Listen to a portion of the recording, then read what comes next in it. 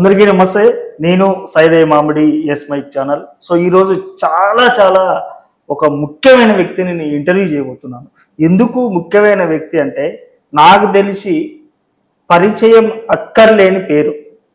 తెలంగాణ రాష్ట్ర వ్యాప్తంగా కాంగ్రెస్ పార్టీ అంటే, కాంగ్రెస్ పార్టీ కోసం ఎంత లాయల్గా పనిచేసిరో ఈ పేరు చెప్తే మీ అందరికి అర్థమవుతుంది. సో ఈరోజు నేను ఇంటర్వ్యూ చేయబోయే వ్యక్తి Telangana oil seeds federation corporation chairman Janga Raghava Reddy గారిని ఈరోజు నేను ఇంటర్వ్యూ చేస్తున్నాను. అన్నా నమస్తే, బాగున్నారా? సో నిజంగా చెప్తున్నా, నేను చాలా గర్వంగా ఫీల్ అవుతున్నాను మిమ్మల్ని ఇంటర్వ్యూ చేయడం అనేది. ఎందుకంటే మీలాంటి ఇంత సీనియర్ నాయకుల్ని నేను ఇంటర్వ్యూ చేయడం నేను చాలా హ్యాపీగా ఫీల్ అవుతున్నా. అలా ఏంది అసలు మీరు కాంగ్రెస్ పార్టీని పట్టుకొని ఇన్ని సంవత్సరాల నుంచి ఉన్నారు కదా, ఏముంది ఆ కాంగ్రెస్ పార్టీలో? మీకున్న సీనియారిటీకి కాంగ్రెస్ పార్టీ తగిన గుర్తింపు ఇచ్చింది అనుకోవచ్చా? సరే, ఒక కుటుంబంలో ఒక తండ్రికి ఇద్దరు కొడుకులు ఉంటాడు. ఇద్దరు కొడుకులలో ఇద్దరికి న్యాయం చేస్తామని చెప్పి ఎవరు అనుకో. కాబట్టి పార్టీ అనేది మా తండ్రి, మేము పిల్లలం. సరే, పిల్లలల్లా న్యాయం ఎవరికి జరిగినా అది పార్టీ, అది సంస్థే. వ్యక్తుల ముఖ్యం కాదు, పార్టీల సంస్థ ముఖ్యం. సంస్థలో సిద్ధాంతము ముఖ్యం. మేము వ్యక్తులను నమ్ముకొని పార్టీలో చేరలే, మేము సంస్థను నమ్ముకొని ఈ పార్టీలో ఉన్నాం. ఓకే, మీకు భారతదేశంలో మీరు అందరూ గమనించాల్సిన అవసరం ఉన్నది. ఈ భారతదేశం ఒక సెక్యులరిజం. ఓకే, సెక్యులరిజంని సిద్ధాంతపరంగా నడిపే పార్టీ ఒక కాంగ్రెస్ పార్టీ తప్ప ఇంకో పార్టీ లేదు. మీరు నేషనల్ పార్టీ బీజేపీ ఒకటి కనపడుతుంది మీకు. కమ్యూనిస్ట్ పార్టీ అయితే నేషనల్ పార్టీ, నేను అగ్రి. కమ్యూనిస్ట్ పార్టీ సరే, కమ్యూనిస్ట్ పార్టీ ఉద్యమాలు అది వేరు. బీజేపీ పార్టీ అన్నది ఒక మతతత్వ పార్టీ, ఒక సెక్యులరిజాన్ని వ్యతిరేకించే పార్టీ.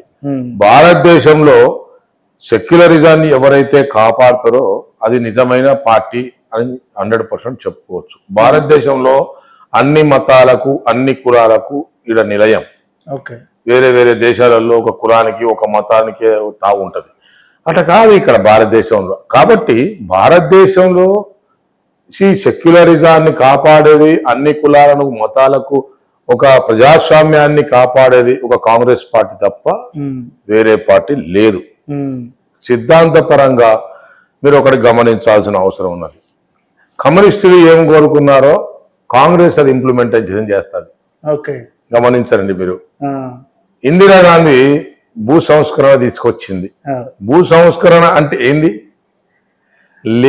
ఉన్నోని భూములను లేనోళ్లకు పంచుమని, గుడిసెలన్నీ వీకేసి ఇండ్లు కట్టించింది గరీబ్ అటావో అనే నినాదంతో. ఇందిరమ్మ ఇండ్లు అది మీకు మామూలు కనపడుతుంది అది, కానీ ఇల్లు లేని వాళ్ళ పరిస్థితి, గుడిసెలు ఉన్న పరిస్థితి, చెట్ల కింద ఉన్న పరిస్థితి ఒకసారి ఆలోచన చేస్తే మీకు అది చాలా భయంకరమైన వర్ణానితం. కాబట్టి అది చాలా.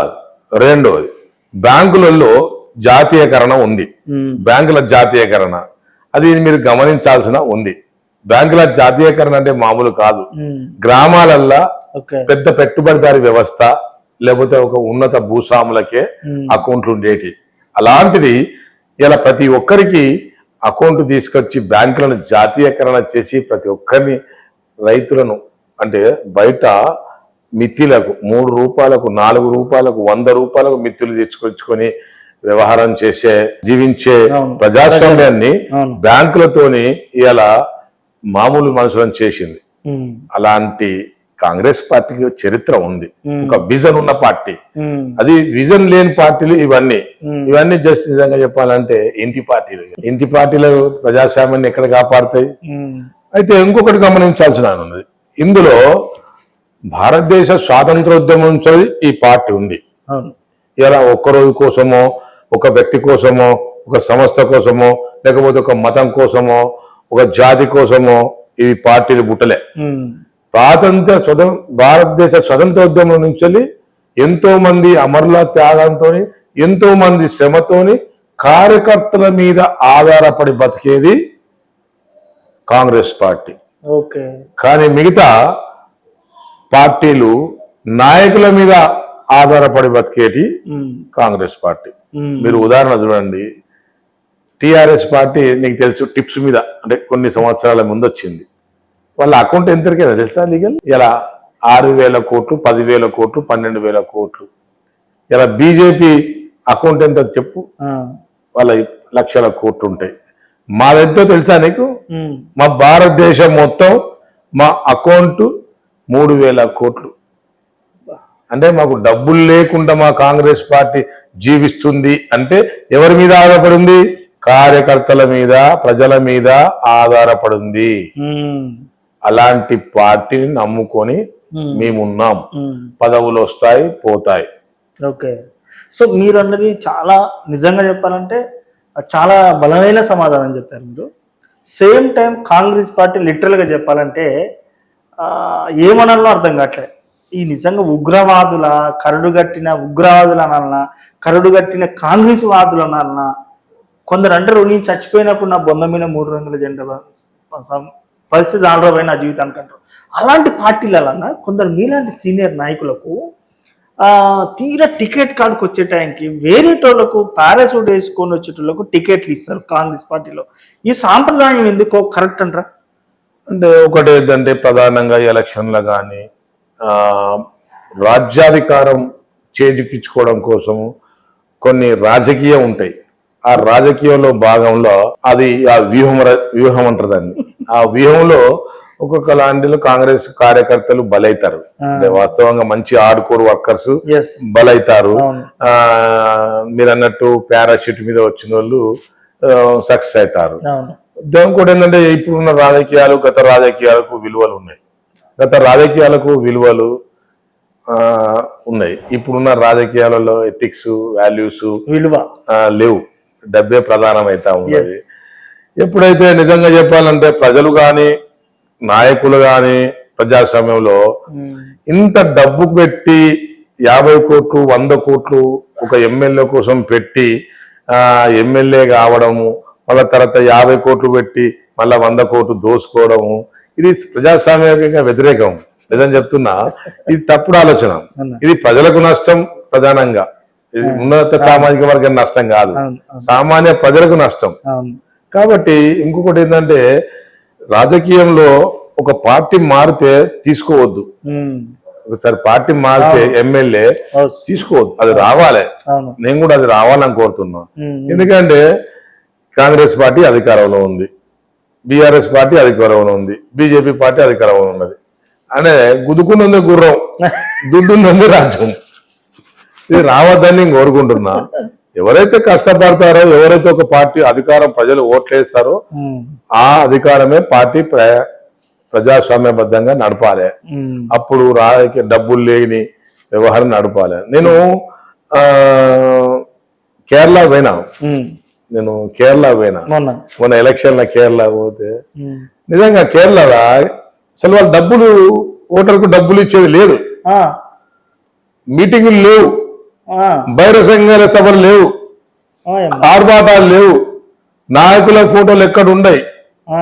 వాళ్ళ ఒక నాయకుడు ఉంటాడు, ఒక నిలబడే క్యాండిడేట్ ఫోటో పెట్టుకుంటాడు, దండం పెట్టి ఓటేయమని అడుగుతాడు. అంతే. చిన్న చిన్నగా గ్రామాలకు పోతారు, 10 మందితో మీటింగ్ పెట్టుకుంటారు, వచ్చేస్తారు, అలా ఓటేస్తారు. అట్లా అది ఎంత బాగుందంటే నాకు అది ఎలక్షన్ అనిపించింది. ఈ తెలంగాణ ఆంధ్రాల పెద్ద ఎలక్షన్ చూస్తా ఉంటే ఒక్కొక్క మీటింగ్ కు లక్షలు ఓట్లు ఎగిరిపోతాయి. ఏందంటే భయంకరమైన ఇది. ఈ మార్పు రావాలని నేను కోరుకుంటున్నా. సరే ఎప్పుడు వస్తుందో వేసి చూద్దాం. మీరు లాస్ట్ టైం మన జరిగిన ఎమ్మెల్యే ఎలక్షన్ లో మీరు ఎమ్మెల్యే టికెట్ కు చివరి క్షణం వరకు పోరాటం అంటే ఆ మాట చాలా తక్కువే, చాలా ప్రయత్నం చేశారన్న. తీరా చూసుకున్నట్టయితే మీకు టికెట్ చేజారిపోయింది కదా, బాధ అనిపించలేదన్న? సరే, మనము పదవి కోసం కొట్లాడడం కష్టపడము, అడిగే హక్కు వరకు ఉంది 100%. కానీ ఏంటంటే ఇలా నా తప్పు కూడా కొంచెం ఉంది. ఏం తప్పు అంటే ఫస్ట్ పార్టీ నన్ను పాలకుర్తి పంపినప్పుడు పోకూడదు. నేను చేసిన పొరపాటు అది. నేను హన్మకొండలనే ఉండాలి, ఇక్కడనే అడగాలి. పార్టీ ఏంటంటే అప్పుడు దయాకర్ రావు మీద ఎవరు పోటీ లేరు, ఆడ పార్టీ విలువలు కాపాడాలి, వాటి కోసము కష్టపడాలి అంటే పోయినాం, కొట్లాడినాం.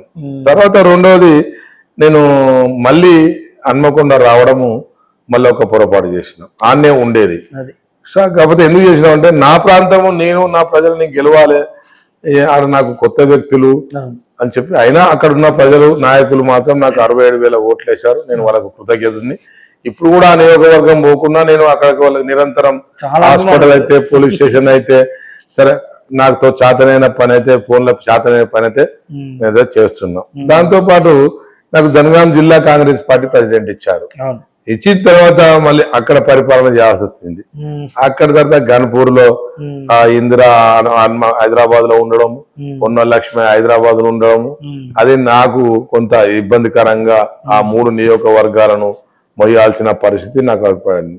అయితే నా మనసులో ఎప్పటికైనా నేను హన్మకొండ షిఫ్ట్ కావాలని మళ్ళీ హన్మకొండ వర్ధన్నపేట కాపాడుకుంటూ వచ్చిన.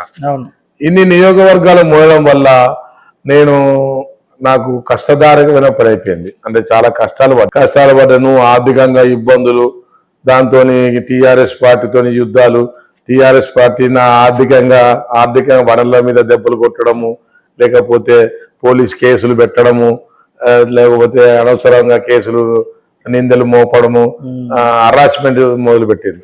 మీరు బిఆర్ఎస్ గవర్నమెంట్ ఉన్నప్పుడన్నా మిమ్మల్ని అసలు చాలా టార్చర్ పెట్టిరంట, చాలా ఇబ్బందులు పెట్టిరంట. ఒకనొక స్టేజ్ లో 24 గంటలు కూడా ఖాళీ పిలిపించి నిలబెట్టి అంత పైచాచిక ఆనందం పొందిరట కదన్నా. అసలు ఎట్లా అనుభవించారు అవన్నీ? 24 గంటలు కాదు, 44 గంటలు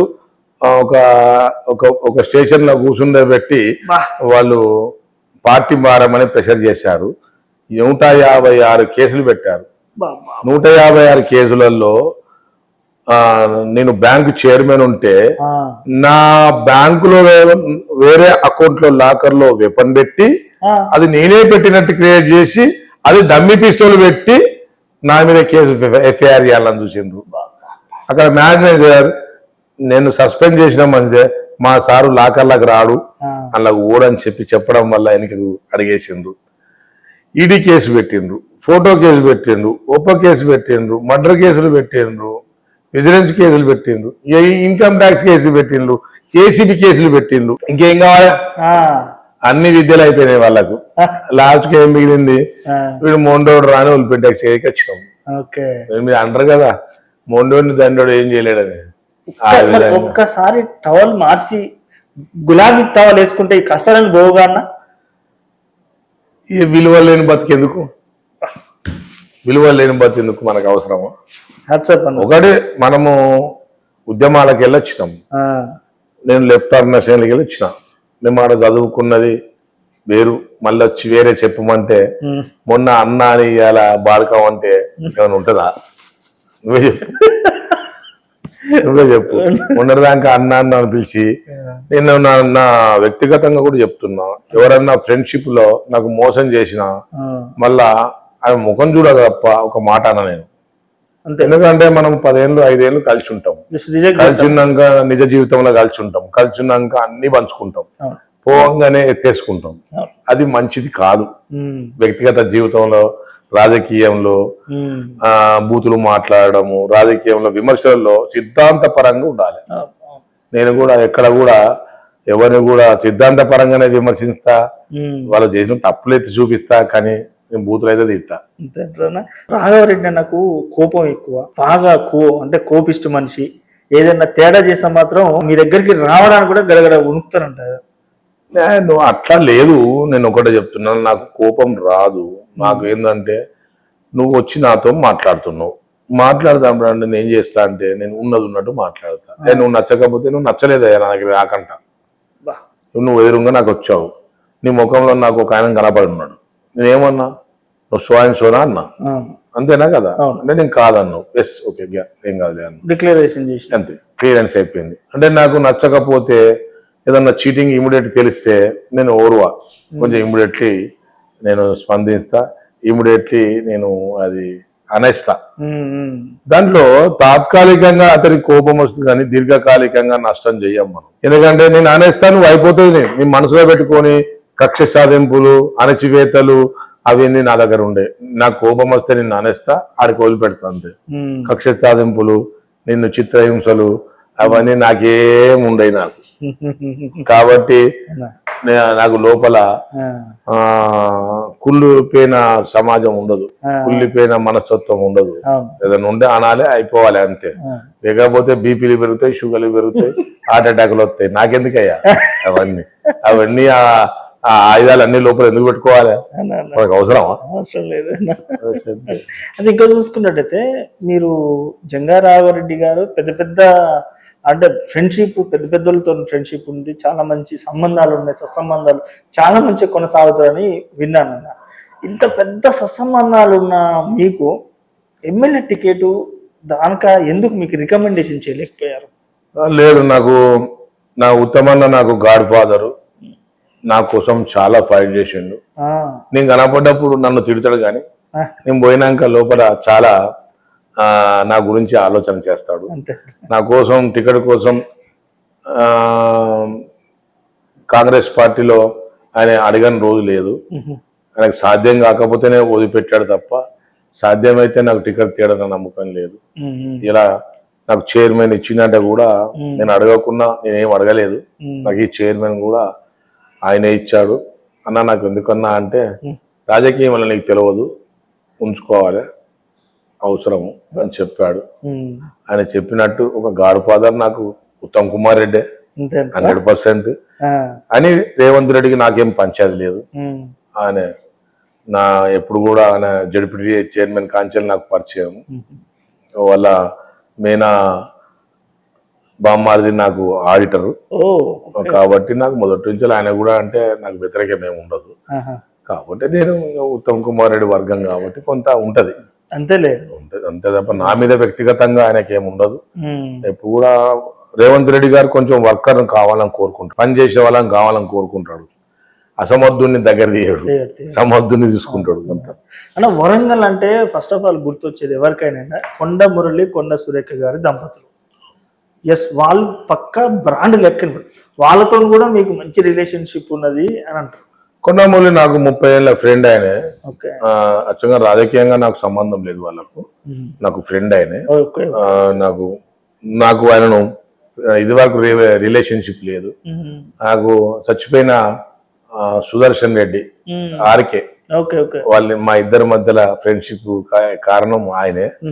ఆయన ఆ కొండమూలికి క్లాస్మేట్, నాకు ఆర్గనైజేషన్ మెంట్ నాకు. దానివల్ల ఆ సంబంధం ఏర్పడింది, అట్లే ఉండిపోయింది. 30 సంవత్సరాల బంధం అది. నన్ను ఆయన విమర్శించడు, నేను ఆయన విమర్శించడు. ఆయన ఏ పార్టీలు ఉన్నా నన్ను రమ్మన్నాడు, నేనే పార్టీలు ఉన్నా రాఘవ్ ఇట్లా అని నన్ను అడగడు. ఎవరి ఇష్టం వాళ్ళ ఇష్టాలు ఉంటాయి. కాకపోతే నేను మాత్రం ఆయనను లూజ్ కామెంట్ చెయ్యను. ఆయన మీద ఎప్పుడైనా వ్యతిరేకంగా ఉన్న పార్టీలో ఉన్నా కూడా నేను లూజ్ కామెంట్ చెయ్యను. నాకు నచ్చకపోతే నేను ముందే చెప్తాను కదా, నాకు నచ్చకపోతే నేనే దూరం ఉంటా, అంతేగాని విమర్శించేది లేదు. మే 6వ తారీఖున ప్రతిపక్ష పార్టీ బీఆర్ఎస్ పార్టీ మీ వరంగల్లోనే రైతు డిక్లరేషన్ సభ పెట్టబోతున్నారన్న. సో రైతులని కాంగ్రెస్ ప్రభుత్వం బాగా ఇబ్బందులు పాలు చేస్తుంది. ఐకేపీలో ధాన్యం కొనుగోలు చేయకుండా రైతులను బాగా కష్టాలు పాలు చేసి కొన్ని ఐకేపీలో రైతులు వడదగ్గబట్టి చచ్చిపోతున్నారు అని చెప్పేసి రేపు రైతు డిక్లరేషన్ సభ పెట్టబోతున్నారు. కేటీఆర్ గారు కానీ, ఈ హరీష్ రావు గారు కానీ. ఓకే, సంతోషము. నేను కూడా రైతుల కోసం పోరాటం చేయడం తప్పు కాదు. రైతుల హక్కుల కోసం ఎవరు మద్దతు చేసినా నేను వాళ్ళను అప్రిషియేట్ చేస్తాం. కానీ నువ్వు 10 సంవత్సరాలు అధికారంలో నుండి ఎంపీ కావు. 10 సంవత్సరాలు నీకు రాజ్యాంగం ఉంది కదా, 10 సంవత్సరాలు నువ్వు అధికారంలో ఉన్నావు కదా. 10 సంవత్సరాలు నువ్వు ఇప్పుడు ఏదైతే పోరాటం చేస్తున్నావో ఆ పోరాటంలో అది భాగస్వామ్యమే కదా.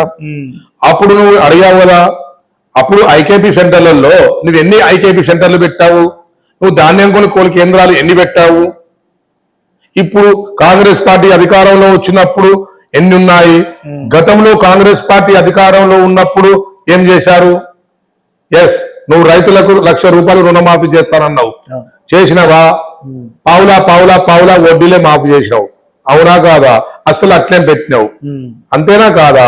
నేను డిసిసి బ్యాంక్ చైర్మన్ అప్పుడు మరి రైతులకు రుణమాఫీ చేసినట్ట.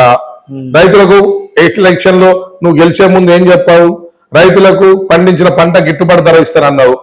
ఎస్, ఎప్పుడన్నా రేటు పెంచావా? ఖమ్మంలో పండించిన రైతులు ధాన్యం కొనుగోలు కేంద్రాలలో మాకు గిట్టుబాటు ధర కావాలని కొట్లాడితే నువ్వు అరెస్ట్ చేసి దొంగలను గజ దొంగలను కనుక బేడీలేసినట్టు తీసుకుపోయి నువ్వు జైల్లో పెట్టించిన చరిత్ర నీకే ఉన్నది కదా. కాంగ్రెస్ పార్టీ గతంలో మీకు తెలుసు, మీకు అతివృష్టితోని అనావృష్టితోని పంట నష్ట పరిహారం ఇచ్చిన మాట నిజమా కాదా వైఎస్ రాజశేఖర్ ఉన్నప్పుడు? మరి నువ్వు అధికారంలో ఉన్నప్పుడు నువ్వు ఎందుకు ఇంప్లిమెంటేషన్ చేయలేదు? నువ్వు అధికారంలో 10 సంవత్సరాలు ఉన్నావు కదా, ఏ ఒక్క రోజైనా నువ్వు అతివృష్టితోని అనావృష్టితోని పంట నష్ట పరిహారం ఇచ్చినావా? గతంలో యూరియా కొరత లేని సామ్రాజ్యం వైఎస్ రాజశేఖర రెడ్డి గారు చూపించారు. అప్పుడు నువ్వు వచ్చిన తర్వాత యూరియా కొరత ఫర్టిలైజర్ కొరత వచ్చింది కదా, అప్పుడు ఏం సంగతి? నువ్వు రాజశేఖర రెడ్డి గారు అప్పుడు ఉచిత విద్యుత్ ఇచ్చింది కదా, నువ్వు వచ్చినప్పుడు నీ కొరత కనపడింది కదా, అప్పుడు ఏం మాట్లాడతావు? అదొక్కటే కాదు ధాన్యం కొనుగోలు కేంద్రాలలో ఇవాళ తడిసి ముద్ద అయితే నువ్వు కొనలేదు. అప్పుడు రైతులు ధర్నా చేసేళ్ళు. అప్పుడు రైతులు ఎంతమంది ఆత్మహత్య చేసుకున్నారు? ఇప్పుడు కాంగ్రెస్ హయాంలో ఎంతమంది ఆత్మహత్య చేసుకున్నారు? దీన్నంతా చెప్పుకుందామా, కూర్చుందామా, లేకపోతే ఒక ఏడికొస్తామో చెప్పు. నీ మీటింగ్ సాక్షిగా ఒక జడ్జిని పిలిపిద్దాం, హైకోర్టు జడ్జిని పిలిపిద్దాం. కాంగ్రెస్ పార్టీ గతంలో చేసిన పనులు, నువ్వు వచ్చినాక 10 సంవత్సరాలు చేసిన పనులు, మేము వచ్చినాక చేసిన పనులు చెప్పుకుందాం. నువ్వు ఇందిరమ్మ ఇల్లు మేము ఇచ్చాము, ఇప్పుడు రాగానే ఇస్తున్నాము. గతంలో డబుల్ బెడ్రూమ్ అన్నావా? నువ్వు అల్లుడొత్తే బిడ్డొత్తే కొడుకొత్తే ఇక్కడ బండాలి ఎక్కడ బండాలని ఎటకారం మాట్లాడినావు కదా, మరి ఎటకారం మాట్లాడినాడు చేసి చూపించావా? చూపించలేదు. మరి ఏం చేశావు? ఒక్కటే ధరణి తీసుకొచ్చావు. ధరణి పేరు మీద ప్రజాస్వామ్యాన్ని కూని చేశావు. ఒక రెవెన్యూను అల్లకల్లోలు చేశావు. ఒక్కొక్క సామాన్య రైతులను 5 లక్షల నుండి 10 లక్షల రూపాయల ఖర్చు పెట్టించావు. వాళ్ళ భూమి వాళ్ళు దక్కించుకోవడం కోసము. ఎవరికైనా అమ్ముకొని భూములను పోయిన వాళ్ళకు మళ్ళా భూములు వస్తే ఆ భూములు వాళ్ళు చేయించుకోవడం కోసం అప్పుడు సాదా బైరం రాసుకుంటే ఇయ్యకుంటే మళ్ళీ రిజిస్ట్రేషన్ చేసుకుంటే లక్షల ఖర్చు వచ్చినాయి. అప్పుడు నువ్వు రిజిస్ట్రేషన్ ఛార్జెస్ పెంచావు, నువ్వు మార్కెట్ రేటు పెంచావు. దానివల్ల రైతులు ఆత్మహత్యలు చేసుకున్న మాట నిజం కాదా? ఇలా ఎంఆర్ఓలను చంపినరు, ఎంఆర్ఓలను కొట్టించినవు నువ్వు, దానికి కారణం నువ్వు కాదా? ఇవన్నీ తప్పులు నువ్వు చేసి ధరణి పేరు మీద భూములన్నీ వేల లక్షల ఎకరాలు దోసుకొని ఇవాళ రైతుల గురించి లిప్ సింపతి ఎందుకు ఇస్తున్నావు అంటున్నా నేను. ఇప్పుడు కాంగ్రెస్ పార్టీ అధికారంలోకి వచ్చింది, 2 లక్షల రూపాయల రుణమాఫీ చేస్తారన్నది చేసింది. అక్కడనో ఇక్కడనో ఊళ్ళో 5 మందికో 10 మందికో రాలే మాట నిజం. దానికి కారణం కాంగ్రెస్ పార్టీ కాదు, అది ఒకటి బ్యాంకర్ల తప్పు, ఒకటి ఫీల్డ్ ఆఫీసర్ తప్పు, కొంత రెవెన్యూల తప్పు, కొంత. ఎందుకంటే మీకు ధరణిలో ఎట్లుంటదంటే ధరణి చూపిస్తుంది, ధరణికును బ్యాంకుకు సింక్ కాదు, సింక్ కాక రాలేదు. ఒకటి 2 లక్షల రూపాయలు మాపి ఒక కుటుంబానికను. బ్యాంకులలో నీ పేరు మీద భూమి ఉన్నది, మీ తమ్ముడి పేరు మీద ఉన్నది, అమ్మ పేరు మీద భూమి ఉన్నది, కొడుకు పేరు మీద భూమి ఉన్నది. మీరంతా ఒకటే కుటుంబం కదా. ఈ కుటుంబం అంతా కలిస్తే 4 లక్షల రూపాయలు 3 లక్షల రూపాయలు అవుతున్నది. ఆ 2 లక్షల రూపాయల రుణమాఫీ అన్నారు కాబట్టి ఇదంతా కనపడతా ఉంది. అక్కడ బ్యాంకర్ ఏం చేసుకోవాలో నిర్ణయం చేయలేక అట్లా కొంతమందికి మాఫీ కాలేదు. ఇప్పుడు మీరు దానికైతే రేవంత్ రెడ్డి కాంగ్రెస్ ప్రభుత్వం కారణం కాదు కదా, ఇది వ్యవస్థ కదా. ఇది వ్యవస్థలో లోపాలు. ఈ లోపాల కారణం ఎవరు? గతను 10 సంవత్సరాలు చేసిన లోపాలే కదా. ధరణి పేరు మీద మార్చినావు కదా, అన్ని ధరణి పేరు మీద ఒకేసారి అందరినీ ఏమో పెట్టాడు కదా. పేపర్లకే దాదాపు ఒక్కొక్కలకు 20,000 30,000 ఖర్చు వచ్చింది. అన్న మీకు వ్యవసాయం అంటే ఎంత ఫ్యాషనో ఇక్కడికి వచ్చిన తర్వాత మాకు అర్థమైంది. అసలు మీరు ఇల్లే వ్యవసాయ క్షేత్రంలో కట్టుకోరంటే మీకు తగిన పదవి కూడా ఈ రాష్ట్ర ప్రభుత్వం ఇచ్చింది కదా. సో నాకు అర్థమైంది. నాకు తెలిసి ఇది మీరు చాలా జెన్యున్ గా సమాధానం చెప్తున్నారని మనస్ఫూర్తిగా కోరుకుంటున్నాను. ఈ రోజు రైతులు కొన్ని రోజులు యూరియా కోసం అని చాలా కష్టాలు పడ్డారు, మధ్యలో గ్యాస్ ప్రాబ్లం కష్టాలు పడ్డారు, ఇప్పుడు డీజిల్ పెట్రోల్ అని చెప్పేసి కష్టాలు పడుతున్నారు. ఇంతకుముందు ఉన్న బీఆర్ఎస్ ప్రభుత్వంలో గ్యాస్ సమస్య కానీ డీజిల్ సమస్య కానీ రాలేదని చెప్పేసి తెలంగాణ ప్రజలు అంటున్నారు. నేను నిజమని ఒప్పుకుంటున్నా. ఎందుకు ఒప్పుకుంటున్నా అంటే నేను ఒకటే చెప్తాను. డీజిల్ ఎవరు సప్లై చేస్తున్నారు? Central government. గ్యాస్ ఎవరు సప్లై చేస్తున్నారు? Central government. ఫర్టిలైజర్ సప్లై ఎవరు? సెంట్రల్.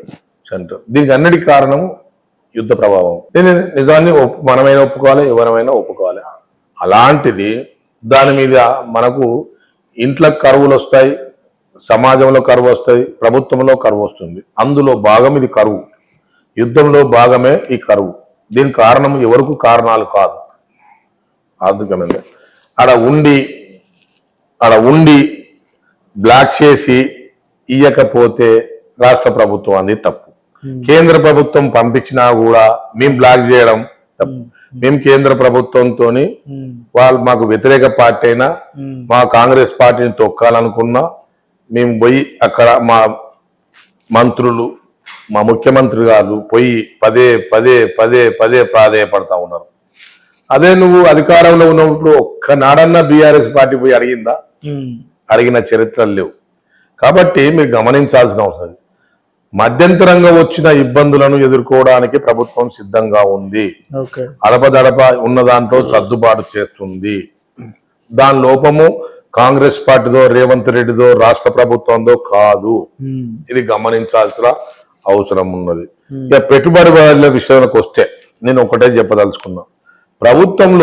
గత ప్రభుత్వంలో తెలంగాణ రాకముందుకు మనకు మిగిలి బడ్జెట్, తెలంగాణ వచ్చిన తర్వాత 7,800 కోట్ల రూపాయలు ఇలా రాష్ట్ర ప్రభుత్వము అప్పు చేసి పెట్టిన మాట నిజం. మన జీతాలు మన సంపద అంతా మన మిత్తిలకు గడుతున్నాం, మిత్తిలకు పోను జీతాలకు గడుతున్నాం. మన మిగిలి ఎంతరికైనా 3,000 కోట్లు మాత్రమే మిగులుతుంది. ఆ 3,000 కోట్లతో అభివృద్ధి ఏం చేయమంటావో చెప్పమని నేను అడుగుతా ఉన్నా. అన్నిటికీ సబ్సిడీలు ఉన్నాయి. ఇవాళ ఆర్టీసీలనే మహిళలకే మనము ఎంత కడతామో మీకు అర్థం చేసుకోవాల్సిన అవసరం ఉన్నది. అది కాకుండా కాంగ్రెస్ పార్టీ అధికారంలోకి వచ్చిన తర్వాత ఎలక్షన్లప్పుడు హామీలు ఇచ్చింది. ఏం హామీలు ఇచ్చింది? 2 లక్షల రుణమాఫీ చేస్తానని హామీ ఇచ్చింది. ఇంప్లిమెంటేషన్ చేసి 26,000 కోట్ల రూపాయలు ఇలా రైతులకు ఇచ్చిన మాట నిజం. ఇలా సన్నధాన్యానికి 500 రూపాయలు బోనస్ ఇస్తా అని చెప్పిండు. ఇలా సన్నధాన్యానికి బోనస్ 5,500 రూపాయలు బోనస్ ఇచ్చింది. అంటే 500 బోనస్ అంటే ఎకరానికి 12,000 రూపాయలు అదనంగా ఇచ్చినట్టు, అంతేనా కదా? రైతు బంధు ఎంత ఇస్తాము? ఎకరానికి 6,000 కదా. కానీ మేము ఎకరానికి 12,000 ఇచ్చినాం సన్నధాన్యానికి.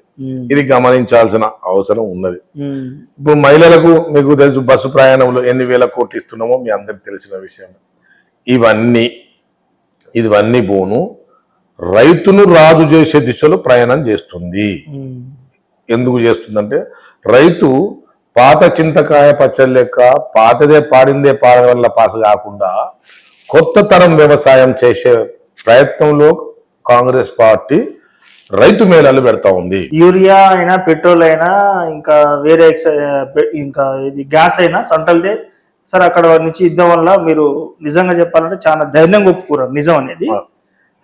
కాకపోతే ఇక్కడ ప్రధాన ఒక సమస్య ఏంటంటే యూరియా కోసం ఈ యాప్లో బుక్ చేసుకోండి అనేది ఒక సిస్టమ్ ని తెలంగాణ రాష్ట్ర ప్రభుత్వం తీసుకొచ్చింది. నేను లిటరల్ గా చెప్పాలంటే నేనే వ్యతిరేకిస్తున్నా దాన్ని. ఎందుకంటే మా నాన్నగారే స్వయాన్ని ఇబ్బంది పడ్డాడు. అసలు మా నాన్నకు కీబోర్డ్ ఫోన్ కూడా వాడడం రాదు. నేను వచ్చేమో సిటీలో ఉంటా, ఆయనేమో అక్కడ ఇబ్బంది పడుతుంది. నాకు బాధ అనిపించి ఒక నైట్ అంతా నిద్ర పట్టలేదు. నిజంగా ఈ యాప్ పెట్టడం వల్ల రైతాంగానికి కొంత ఇబ్బంది ఉన్న మాట వాస్తవం. కానీ ఈ యాప్ పెట్టడం వల్ల దళారీ వ్యవస్థను దెబ్బతీస్తుంది, బ్లాక్ మార్కెటింగ్ పోతుంది. రైతు బ్లాక్ మార్కెటింగ్ కు చాలా లోతు పడతా ఉన్నాడు, చాలా ఇబ్బందులు పడతా ఉన్నాడు. దాని నివారణ కోసమే ఈ యాప్ సిస్టమ్ చేశారు. తాత్కాలికంగా ఒక యుద్ధం చేసేటప్పుడు ఇలా యుద్ధంలో అమాయకులు చనిపోతారు, చాలా మంది చనిపోతారు. దాంతో పాటు ఇప్పుడు యూరియా కంట్రోలిజంలో కొంచెం అమాయకులు బలైతున్న మాట నిజం. అన్ఎడ్యుకేటెడ్స్ కొంచెం ఇబ్బంది మాడతారు నిజం. కానీ దీని వల్ల దళారీ వ్యవస్థను దెబ్బ కొడుతుంది, ఈ బ్లాక్ దందా దెబ్బ కొడుతుంది.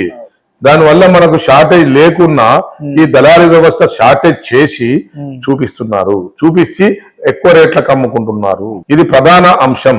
అందుకోసమే యాప్ సిస్టమ్ పెట్టేసి ఇలాంటి కార్యక్రమం చేస్తా ఉన్నారు. ఇంకొక మాట నిజం, అసలు యూరియా వాడద్దు.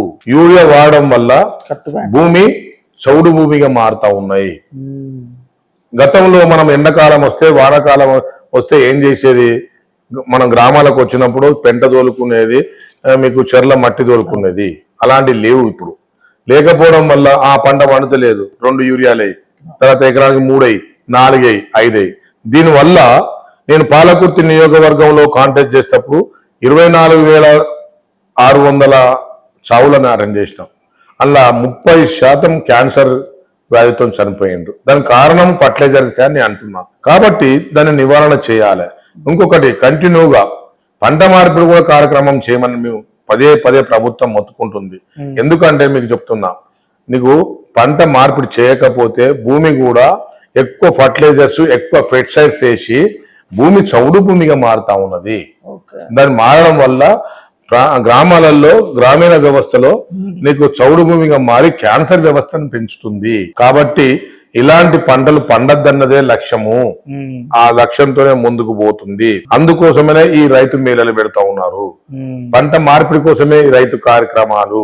లేటెస్ట్ రైతును కూడా ఖర్చు తగ్గించే వ్యవస్థ కోసమే latest technology, latest fertiliser system, అదేవిధంగా క్షేత్ర స్థాయిలో మళ్ళీ పాత వ్యవసాయాన్ని మొదలుపెట్టే కార్యక్రమము ఈ క్యాన్సర్ నివారణ కోసము, ముందు జాగ్రత్త కోసం తీసుకుంటున్న కార్యక్రమము.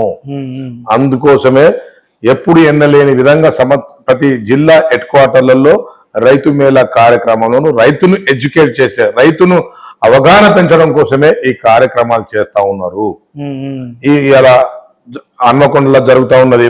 గతంలో మీకు మా సిద్దిపేటలో జరిగింది, గతంలో మహబూబ్ నగర్ లో జరిగింది. ఇలాంటి కార్యక్రమాలన్నీ రైతుని ఇలాంటి ఎడ్యుకేటెడ్ చేసిన చరిత్ర ఎప్పుడు కూడా కనపడదు. దాంతో పాటు మీకు గతంలో ఎన్నో పరిశోధన కేంద్రాలు పెట్టారు, ల్యాండ్ టెస్టింగ్ మిషన్ కొన్నారు, ల్యాండ్ సర్వే మిషన్లు కొన్నారు. ఎవరన్నా ఇంప్లిమెంటేషన్ చేశారా? ఇప్పుడు రైతుకే ఇలా డబ్బులు ఇచ్చేసి ఇలా రైతును ప్రతి ఎకరాన్ని ఇలా దాన్ని సాయిల్ టెస్ట్ చేపించే దిశలో ఇలా కాంగ్రెస్ పార్టీ ముందుకు పోతా ఉన్నది. రోగం ఎక్కడున్నదో తెలుసుకుంటున్నది. రోగం మనిషిలో రోగము టెస్ట్ చేస్తేనే కదా నీకు హాస్పిటల్ తీసుకుపోయి ఫస్ట్ ఎక్కడ తీసుకుపోతాం, మనము డయాగ్నోసిస్ తీసుకుపోతాం. డయాగ్నోసిస్ లో ఏమైతే రోగాలు ఉంటాయో అప్పుడు నీకు మందులు ఇస్తాం. సో భూమిలో ఏమి పంట వేయాలన్నది ముందుకు రైతు తెలవాలి. తెలిసినప్పుడే రైతు ఆ పంట వేసుకుంటాడు. ఈ పంట ఎలిజిబిలిటీయా కాదా, ఈ పంట వేయొచ్చునా కాదా, ఇది తెలవాలి. గతంలో మనము గ్రామీణ ప్రాంతంలో పోయేటప్పుడు వానాకాలంలో వర్షం మంచి నీళ్లు ఉండే కాబట్టి మనం ఏం చేసినాం, మనం వరేసుకున్నాం. యాసింగ్ రాగానే ఏం చేసుకున్నాం మనము, లేకపోతే మొక్కజొన్న వేసినాం, పచ్చజొన్న వేసినాం, పెసరు వేసినాం, లేకపోతే మొక్కజొన్న వేసినాం, ఏదన్నా ఒకటి వేసేది. వేసి మళ్ళీ వానాకాలం రాగానే మళ్ళీ వరేసుకునేది. అప్పుడు పంట మార్పిడి జరిగింది అప్పుడు. కానీ ఇప్పుడు లేదు, ఇప్పుడు కంటిన్యూగా వారి వారి వారి వారి వారి ఇప్పుడు పెసర్లు లేవు, పప్పు ధాన్యాలు లేవు, లేవు, పెసర్లు లేవు, బుడ్డ జనగాలు లేవు, ఇప్పుడు ఏది లేదు, మొక్కజొన్నలు లేదు. ఆ మార్పు కోసమే ఇవాళ ఈ రైతు మేళల కార్యక్రమం, రైతు సదస్సులు పెడతా ఉన్నాం.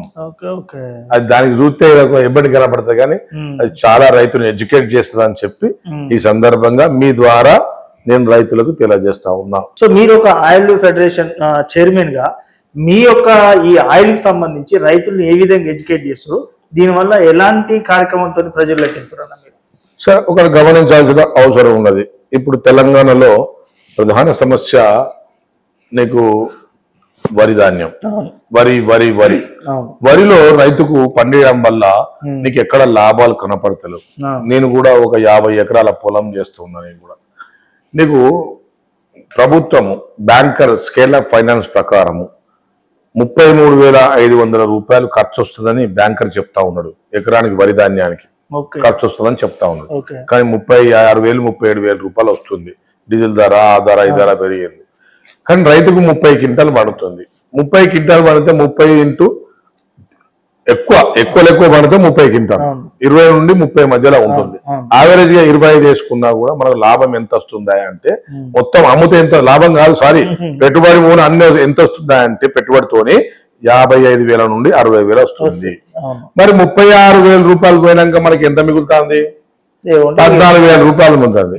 14,000 అది కూడా ఫర్టిలైజర్ అతివృష్టి అంటే వర్షాధారం రాళ్ళ వర్షం కొట్టకపోతే, పురుగు రాకపోతే, దోమకాట రాకపోతే, ఏ రాళ్ల వర్షం రాకపోతే మార్కెట్ లో రేటు ఉంటే వాడు సరైన సమయానికి పైసలు ఇస్తే ఏ నష్టం జరగకపోతే రైతుకి ఎన్ని కష్టాలు ఉంటాయి?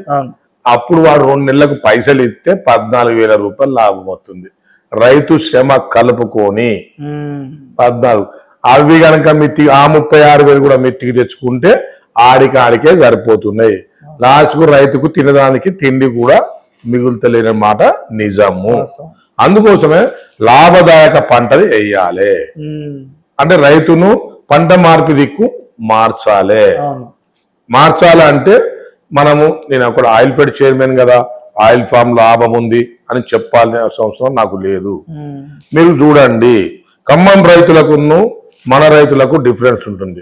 ఖమ్మం రైతు ప్రతి ఇంట్లో ఫ్రిడ్జ్ ఉంటుంది, ప్రతి ఇంట్లో కారు ఉంటుంది, ప్రతి ఇంట్లో ఏసీలు ఉంటాయి, మంచి కాంపౌండ్ వాల్ ఉంటుంది, ట్రాక్టర్ ఉంటాయి, ఇవన్నీ ఉంటాయి, మంచిగా వ్యవసాయం చేస్తారు. అక్కడ రైతులు బాగుంటారు, రైతు కూలి బాగున్నారు. మనకన్నా వాళ్ళు 30 సంవత్సరాలు అడ్వాన్స్ ఉన్నారు. దానికి కారణం ఏంది? వాళ్ళ పంట మార్పిడి. అలా భూములకు కౌలు 80,000 వస్తుంది, మన దగ్గర భూములకు 10,000 ఎక్కువ 15,000 వస్తారు. దానికి కారణం ఏంది అంటే పంట మార్పిడి కార్యక్రమంతో చేస్తున్నారు. మన భూములు మంచిగా, వాళ్ళ భూములు మంచిగా అంటే వాళ్ళ ఇసుక ప్రాంత భూములు, మన భూములు సారవంతమైన భూములు, వాళ్ళ భూములు ఇసుక భూములు, మనకన్నా మంచి భూములు కాదు. అచ్చా, మన రైతు ఎక్కువ కష్టం చేస్తారా, వాళ్ళు ఎక్కువ కష్టం చేస్తారా అంటే 6 గంటలకు వెళ్ళి పెదవులు పెడితే మళ్ళీ 6 గంటల వరకు 12 గంటల వరకు పనిచేసే రైతు ఓన్లీ మన రైతు. వాళ్ళు టైం టు టైం పనిచేసే రైతులు ఖమ్మం రైతులు, ఆంధ్ర రైతులు, వాళ్ళంతా హ్యాపీగా ఉన్నారు, మనమంతా హ్యాపీగా లేము. ఆత్మహత్యలు ఖమ్మం రైతులు తక్కువ చేసుకుంటారు, మన దగ్గరే ఎక్కువ చేసుకుంటారు. మరి మన భూములకు సారవంతమైన భూముల్లో మనం పంట మార్పిడి చేసుకోకపోతే ఎవరు నష్టపోతా ఉన్నారు? మనం నష్టపోతాం. దానికి కారణం ఏంటంటే మన లోపాలు. ఇలా తెలంగాణ రైతులకు, ఖమ్మం, వరంగల్, కరీంనగర్, మహబూబ్నగర్ రైతులకు, రైతు కుటుంబంలో వ్యవసాయదారునికి ఎవడన్నా పిల్లనిస్తారా అంటే ఇయ్యాడు. వాడు ఏం కోరుకుంటున్నాడంటే ఏ బ్యాంకు ఉద్యోగానికో, లేకపోతే గవర్నమెంట్ ఉద్యోగానికో, లేకపోతే ప్రైవేట్ ఉద్యోగానికైనా కోరుకుంటాను తప్ప రైతు కుటుంబానికి పిల్లనియాలంటే భయపడతా ఉన్నారు. అలాంటి కష్టం ఉన్నది. ఇంకోటి, ఆర్థిక సంక్షోభం వల్ల రైతు పిల్లలు ఎడ్యుకేట్ కాలేకపోతా ఉన్నారు. అందుకోసమనే రేవంత్ రెడ్డి గారు రాష్ట్ర కాంగ్రెస్ పార్టీ ఆధ్వర్యంలో ఉన్న రైతును రాజు చేసే దిశలో కార్యక్రమంలో ముందుకు పోతా ఉన్నారు. తెలంగాణలో ఆయిల్ దిగుబడి బాగా చేసుకుంటున్నాము, మనం లక్షల టన్నులు చేసుకుంటున్నాము. కాబట్టి ఆ ఆయిల్ దిగుబడి చేసుకునేందుకు మన డబ్బు వాళ్ళకి ఇచ్చేది ఎందుకు? మన దగ్గర సారవంతమైన భూములు ఉన్నాయి, మనం చేసుకోక ఎందుకు? 30 సంవత్సరాల నుంచి ఖమ్మం రైతులు ఆయిల్ ఫెడ్ లో మునిగి తెలియదు, వాళ్ళ కష్టాలతో సుఖంలోకి వచ్చేసిండ్రు. అదే ఆ సుఖాన్ని మనం ఆధారం చేసుకొని వాళ్ళ లెక్క మనం కూడా పంట మార్పిడి చేసుకుంటే ఇలా బాగుంటది కదా అన్నది నా లక్ష్యం. కాబట్టి మారాలనే విధంగా నేను చైర్మన్ కాకముందుకే నేను కూడా 50 ఎకరాల ఆయిల్ ఫామ్ వేసిన. ఇలా తెలంగాణలో మీ అందరు తెలిసిన విషయాలే, కోతుల బెడద ఎక్కువ ఉన్నది. ఇలా కాయగూర వేసినా, ఇలా పండ్లు వేసినా, ఇలా పప్పు వేసినా, ఇలా కోతుల బెడద చాలా ఉన్నది. దానికన్నా ఇవాళ మార్కెట్ బాధ ఉన్నది. కానీ ఆయిల్ ఫెడ్ లో కోతుల బెడద లేదు, దొంగల బాధ లేదు, మార్కెట్ బాధ లేదు. ఎకరానికి 1,50,000 నుంచి 2 లక్షల రూపాయలు 100% గ్యారెంటీ ఉన్నది. 100% గ్యారెంటీ ఉన్నది. ఇప్పుడు నువ్వు ఉన్నావు, మీ నాయన నిన్ను ఎన్నేళ్ళు కాదేండు? 25 ఏళ్ళైతే మినిమం కాదేండు, చదివిపిచ్చిండు, సాదేండు. 25 ఏళ్ళు కాదేండు. ఆయన నువ్వు కొడుకుకు నువ్వు మీ అయ్యకు అన్నం పెడతానో లేదో నాకైతే తెలియదు, నీకే పెడతాడు. ఇదైతే నిజమా కాదా? కానీ నేనేమంటున్నా, ఆయిల్ ఫామ్ను 4 ఏళ్ల పెట్టుబడి పెట్టి సాదు నిన్ను 30 ఏళ్ళు కాస్తుంది. కొడుకున్నాయమా ఆయిల్ ఫామ్ నాయమా చెప్పమని నేను అడుగుతా ఉన్నా. ఇలా ఎకరానికి 1,50,000 నుండి 2 లక్షలు వచ్చే పంట ఏ పంట ఉంది? ఇప్పుడు మార్కెటింగ్ బాగా లేదు. ఇలా ఆయిల్ ఫెడ్ కార్పొరేషన్ వల్లే నీకు కొనుగోలు చేస్తా ఉన్నారు, నీ పంట కాడికి వచ్చే కొనుగోలు చేస్తా ఉన్నారు. ఇక నీకు నష్టం ఎక్కడిది? నీకు 3 రోజులలోనే డబ్బులు ఎత్తా ఉన్నారు, ఇక కొరత ఎక్కువ ఉన్నది. ఇంకొకటి, నీకు ఆయిల్ ఫామ్ లో ఒకటే లాభం కాదు. ఆయిల్ ఫామ్ పెట్టడం వల్ల ఇండస్ట్రీస్ వస్తున్నాయి, మీ పిల్లలకు ఉద్యోగాలు వస్తాయి, దాంట్లో ఆయిల్ వస్తుంది, వ్యాపారాలకు బతారు. సూపర్. దాంట్లోని నీకు మంచి వచ్చిన ఆ పిప్పుతోని నీకు వ్యవసాయానికి ఉత్పత్తి, నీకు పాడి పరిశ్రమకు నీకు దానా వస్తుంది. ఎన్ని రకాల లాభం ఉన్నది, నీకు గ్యారెంటీ ఉంది. కాబట్టి నేను ఆయిల్ ఫెడ్ వేయమని చెప్తున్నా. ఇవాళ 10 ఎకరాలు వేసుకుంటే నీకు ఉద్యోగస్తునికి నెలకు ఒకసారి ఉద్యోగం వస్తుంది. కానీ ఆయిల్ ఫెడ్ లో తెలుసా నీకు నెలకు 2 సార్లు క్రాప్ వస్తుంది. 2 సార్లు క్రాప్ వస్తుంది. 10 ఎకరాలు వేసుకుంటే నీకు ఎంత వస్తున్నాయి? నీకు 1,50,000 వస్తున్నాయా లేదా? అంటే నేను 10 ఎకరాలు వేసుకుంటే ఎంత? 15 లక్షలు వస్తున్నాయి. 15 లక్షలు వస్తున్నాయి. ఒక కలెక్టర్ ఉద్యోగం ఎంత జీతము? 1,50,000. అవునా కాదా? మరి 1,50,000 15 ఎకరాలు వేసుకుంటే నీకు వస్తుందా రాదా? అయితే రైతులలో ఇంకో అనుభవం ఉన్నది. మరి 4 ఏళ్ళ దాకా ఏం చేయాలని అడుగుతా ఉన్నారు. నేను చెప్తా ఉన్నా, నేను అంతర్ పంట ఏమని అడుగుతున్నా. అంతర్ పంటలో పల్లికాయ వేయచ్చు, మిర్చి వేయచ్చు, వరి వేసుకోవచ్చు, మొక్కజొన్న వేసుకోవచ్చు, అరటి వేసుకోవచ్చు, పోకా వేసుకోవచ్చు, కోకా వేసుకోవచ్చు. ఇవన్నీ వేసుకోవచ్చు, నష్టం లేదు. దాంతో పాటు ఇంకొక 5 ఎకరాలు పెట్టుకొని నేనేమంటున్నా, డైరీ ఫామ్ పెట్టుకోమంటున్నా. ఆ డైరీ ఫామ్ పెట్టుకుంటే ఆ డైరీలో వచ్చే పాలు అమ్ముకో, దాంట్లో వచ్చే పెంట ఇప్పుడు నువ్వు చెట్లకు పోయి ఏ రోజు వచ్చే పెంట ఆ రోజు ఆ చెట్లకు వారబోసురా, నీకు ఫర్టిలైజర్ కూడా తగ్గుతుంది. ఈ యూరియా అవసరం లేదు, 2020 అవసరం లేదు, గ్రోమర్ అవసరం లేదు, ఏది అవసరం లేదు. ఇలాంటి వ్యవసాయం చేయమని చెప్పి ప్రభుత్వం ప్రోత్సహిస్తుంది. మండలానికి ఒకళ్ళని కేంద్రీకృతం చేసి ఎడ్యుకేట్ చేస్తున్నారు. అవే ఈ పంట మార్పిడి కార్యక్రమాలు. ఇది తప్ప. సూపర్ అన్న, చాలా బాగుంది. టిఆర్ఎస్ ప్రభుత్వంలో ప్రైవేట్ వాళ్ళకి ఇచ్చిండ్రు ఎవరు? ఈ ఆయిల్ ఫ్యాక్టరీలు. ఇప్పుడు గుంజేసి ప్రైవేట్ వాళ్ళకి గుంజేసి మళ్ళీ మేము ఆయిల్ ఫెడర్లో తీసుకున్నాము. ఈ రాష్ట్ర ప్రభుత్వం వచ్చినాక వాళ్ళు అమ్ముకున్నారు. వాళ్ళు ప్రైవేట్ కంపెనీలకు అమ్ముకున్నారు. మేము ఎక్కడన్నా అమ్ముకున్నామా? చూడండి, ఇప్పుడు కొత్త కొన్ని 10 కంపెనీలు ఉన్నాయి. 10 కంపెనీల ఒకటన్నా మా కంపెనీలో చూపించమని చెప్తున్నా. మేము మా ఆయంలో ఇచ్చినామా? చూడు, మా ఆయంలో మేము 4 కంపెనీలను గుంజుకున్నాము. ఇంకా వాళ్ళు పని చేయకపోతే ఇలా ప్రైవేట్ ఫ్యాక్టరీలు పెట్టకుండా ఇలా వాళ్ళ రైతుల గెలలన్నీ మేమే కొనుగోలు చేస్తున్నాము. ఇవాళ గతంలో కాంగ్రెస్ పార్టీ అధికారంలో లేనప్పుడు ఒక ఫ్యాక్టరీ కూడా కట్టే. ఇప్పుడు మేము వచ్చిన తర్వాత నర్మేట ఫ్యాక్టరీ, ఇలా ఖమ్మంలో ఫ్యాక్టరీ మేము నిర్మాణం చేసినాము. ఇలా 2.5 సంవత్సరాలు కాలే 300 కోట్లతోని ఇలా నర్మేట్లో కట్టినాము. ఇలా ఖమ్మంలో 200 కోట్లతోని ఇలా మేము ఫ్యాక్టరీ కట్టినాము. ఎవరైనా సంవత్సరంలో ఫ్యాక్టరీ పూర్తి అవుతుందా? ఇలా సంవత్సరం లోపల ఫ్యాక్టరీ పూర్తి చేసిన ఘనత మాది. సో అన్న, కాంగ్రెస్ ప్రభుత్వం ఇంకోటి కూడా తీసుకొచ్చిందన్న, హైడ్రా అనే ఒక ప్రాజెక్ట్ తీసుకొచ్చిందన్న. ఈ రోజు హైడ్రా పరంగా చూసుకున్నట్టయితే మూసీ సుందరీకరణ పేరుతోని చాలా మంది పేద ప్రజల ఇండ్లని కాంగ్రెస్ ప్రభుత్వం కూలగొడుతుంది. ఇది ఎంతవరకు కరెక్ట్? మొన్న హైదరాబాదు, మొన్న ఖమ్మం, నెక్స్ట్ వరంగల్కి వచ్చే అవకాశం ఉందా? ఈ హైడ్రా అనేది కరెక్ట్ అంటారు ప్రజలకు? హైడ్రా 100% నిజం కావాలి. నీ గ్రామంలో గ్రామ స్థాయి దాకా రావాలి. అది చెర్లను మొత్తం తొలగిస్తా ఉన్నారు. గతంలో చెర్లలు నీకు గొలుసు ప్రాంతం ఉండే, గ్రావిడి ద్వారా నీళ్ళు వచ్చేది. ఉదాహరణకు నీకు చెప్తున్నా, నీకు మా ధర్మసారం చెరువు నీళ్లు నీకు ఎలకతుర్తికి వచ్చేది. ఎలకతుర్తి నుంచి నీకు టేగులగూడెం వచ్చేది. టేగులగూడెం నుంచి సోమిడికి పోయేది, మడికొండకు వచ్చేది. మడికొండ నుంచి టేగులగూడెంకి వచ్చేది. టేగులగూడెం నుంచి సోమిడికి పోయేది. సోమిడి నుంచి మీకు వడ్డపల్లి చెరువులకు పోయేది. వడ్డపల్లి చెరువు నిండితే అలా ఉన్నటువంటి ఇలా బోర్లన్నీ సస్యశ్యామలంగా ఉండేవి. వడ్డపల్లి నుంచి షాయంపేట పోయేది. షాయంపేట నుంచి భద్రకాళం నిండేది. ఇవన్నీ బ్లాక్ చేయడం వల్ల ఏమైంది? ఇలా ఊర్లన్నీ మునుగుతున్నాయి. ఇవాళ వర్షత్తే వరదత్తే వానకాలం వస్తే అన్నకున్నంత మునుగుతుందా లేదా? దా మునుగు కారణం ఎవరు? కబ్జా పెట్టడమే కాదా? ఆ కబ్జా లేకుండా చేయడమే హైడ్రా. అంటే ప్రజలు ఇబ్బంది పడుతున్నారు కదన్నా, పడతారు. ప్రజలెవరు? భూమిని కబ్జా పెట్టిన వాళ్ళ భూములు కబ్జా పెట్టిన వాళ్ళు ప్రజల సామాన్య ప్రజల భూమి కబ్జా పెడతారా? ఉన్నత వర్గ సమాజమే నీకు కబ్జాలు పెడతారు. ఎక్కడన్నా గుడిసెలు ఉన్న గున్నోళ్ళలో లేకపోతే గ్రామీణ ప్రాంతంలో ఉన్న పేదోళ్ళలో ఎవరన్నా కబ్జాలు గురి చేస్తారా? కబ్జాలు ఎవరు చేస్తారు? రియల్ ఎస్టేట్ వ్యాపారం చేస్తారు. వ్యాపారాలు నష్టపోతేంది? పేదోళ్ళకి ఇందిరమ్మ ఇండ్లు ఎవరిస్తున్నారు?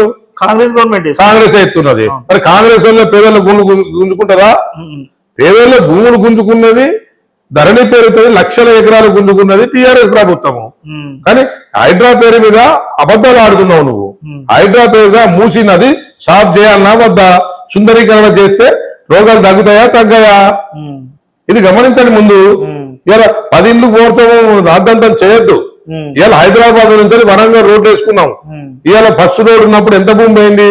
ఇప్పుడు 200 ఫీట్లు వేసుకున్నాము. ఎవరి భూమి పోయింది? రైతులు పేదలు కాదా? రైతుల పేదలు భూములు తీసుకోలేదా? మరి అప్పుడు ఎందుకు తీసుకున్నావు?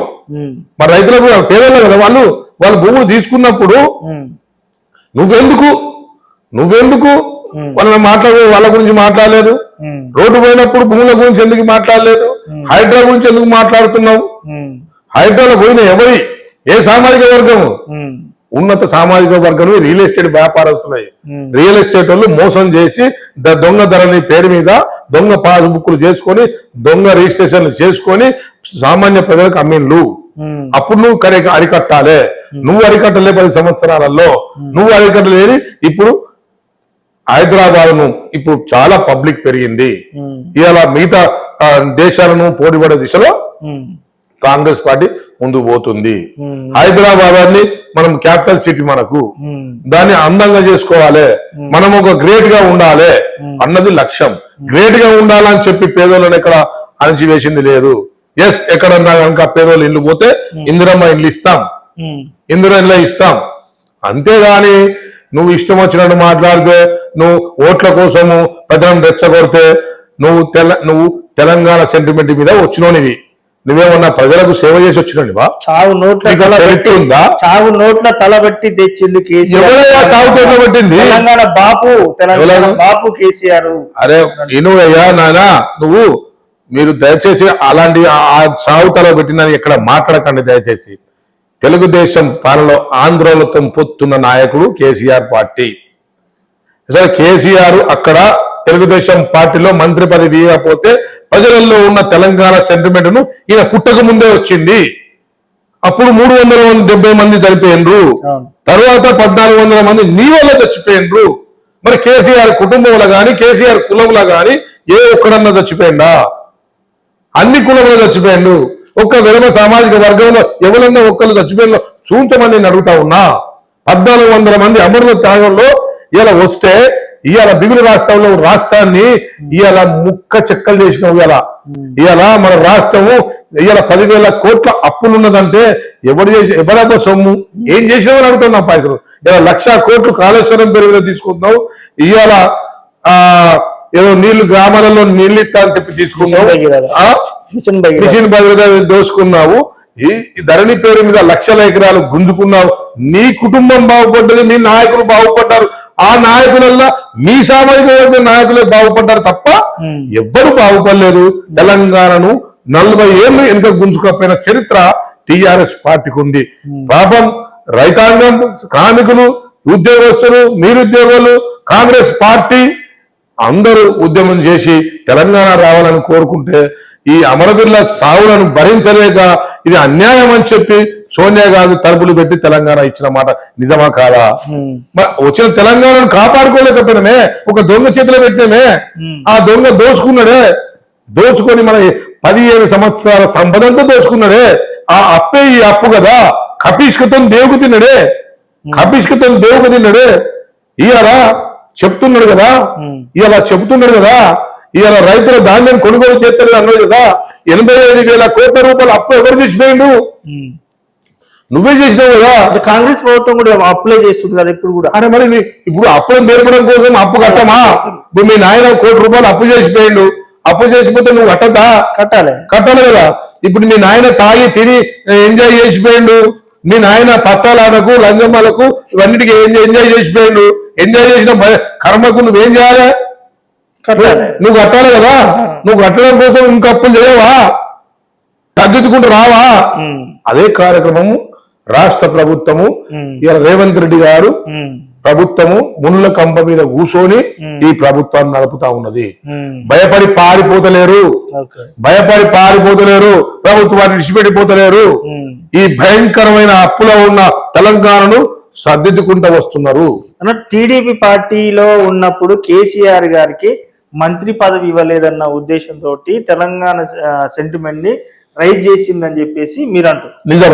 సేమ్ టైం టీడీపీ నుంచి వచ్చిన రేవంత్ రెడ్డి గారిని ఇలా కాంగ్రెస్ ప్రభుత్వం సీఎం కుర్చీ మీద కూర్చోబెట్టింది. సేమ్ టైం కాంగ్రెస్ పార్టీలో ఉన్న సీనియర్లందరినీ తొక్కుకుంటా, అంటే ఉత్తమ్ కుమార్ రెడ్డి గారు, శ్రీధర్ బాబు, కోమరెడ్డి బ్రదర్స్, ఇంకా చెప్పుకుంటూ పోతే చాలా మంది సీనియర్స్ రేవంత్ రెడ్డి గారు తొక్కుకుంటూ వెళ్ళి ఈ రోజు 1000 కోట్లకో ఏమో సీఎం పదవిని కొనుక్కుంటూ అని చెప్పేసి వాళ్ళు.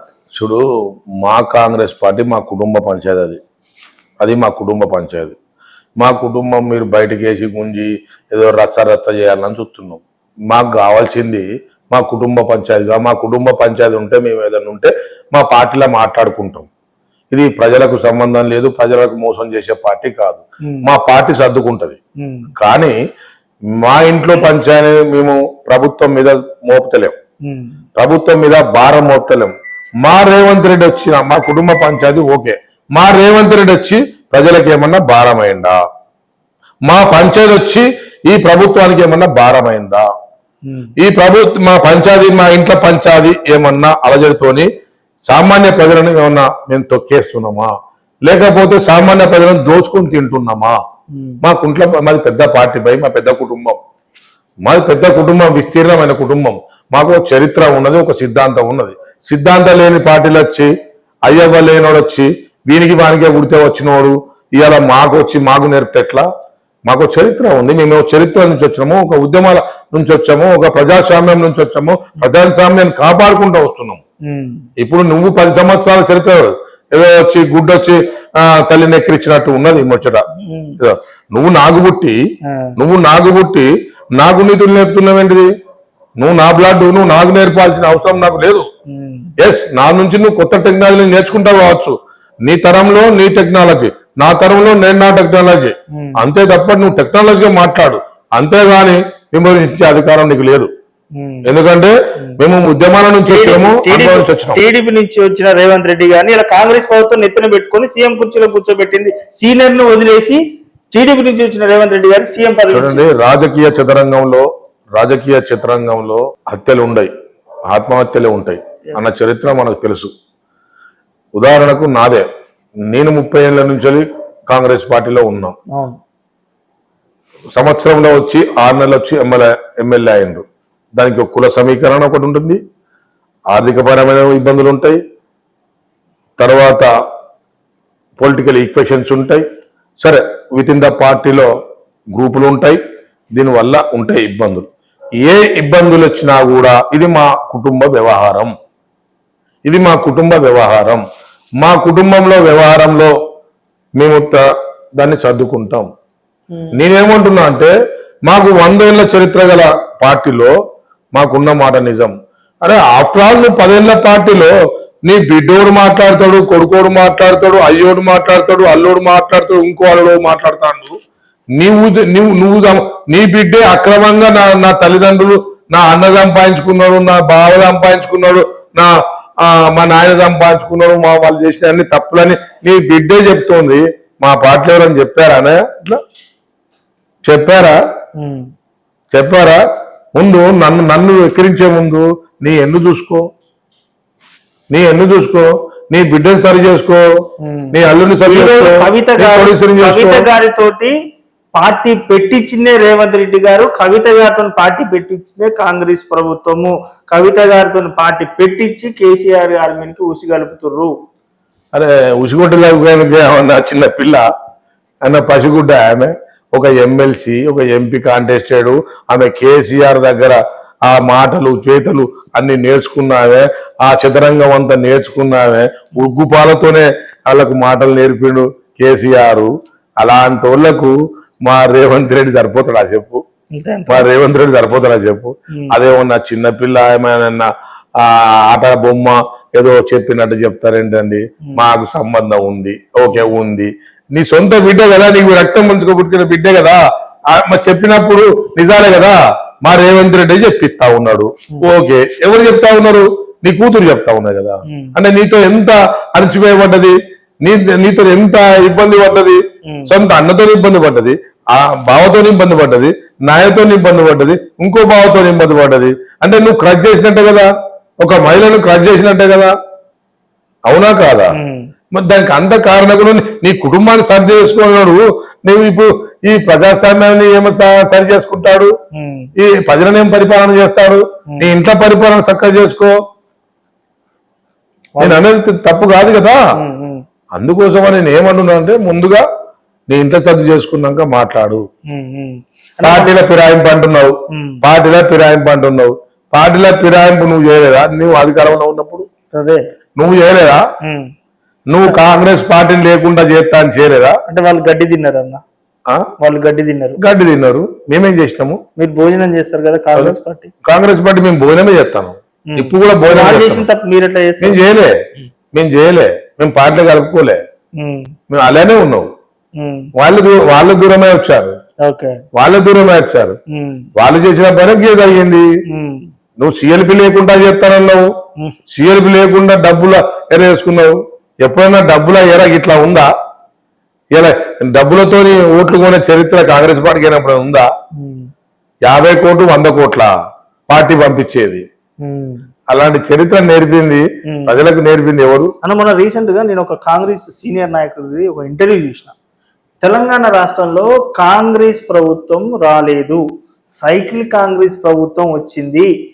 మాలాంటి సీనియర్ నాయకుల్ని కాంగ్రెస్ పార్టీ కోసం 10 ఏళ్ళు బీఆర్ఎస్ చేతిలో టీఆర్ఎస్ చేతిలో కష్టాలు అనుభవించిన వాళ్ళు ఇలా రేవంత్ రెడ్డి గారు పక్కన పెట్టారు. వేం నరేందర్ రెడ్డి గారికి ఇలా ఎంపీ పదవి ఏంది? ఇలాంటి దీనికి ఒక ఎగ్జాంపుల్ గా ఇలా జీవన్ రెడ్డి గారు సైతం కూడా మీ కాంగ్రెస్ పార్టీని వదిలేసిపోయే పరిస్థితి వచ్చిందంటే ప్రజలు కూడా నమ్ముతున్నారు కదా, నిజమేనా కాంగ్రెస్ ప్రభుత్వం నడవట్లేదు, ఇక్కడ చంద్రబాబు నాయుడు గారు రేవంత్ రెడ్డి గారు శిష్యులు కాబట్టి ఇక్కడ సైకిల్ కాంగ్రెస్ నడుస్తుంది అనుకోవచ్చా? చూడండి, మరి గమనించాల్సిన అవసరం ఉన్నది. రేవంత్ రెడ్డి గారు ముఖ్యమంత్రి అయినరు. ముఖ్యమంత్రి అయినప్పుడు ప్రభుత్వాన్ని నడిపేటప్పుడు కొంచెం దగ్గర సంబంధాలు ఉన్న వాళ్ళని పెట్టుకుంటారు.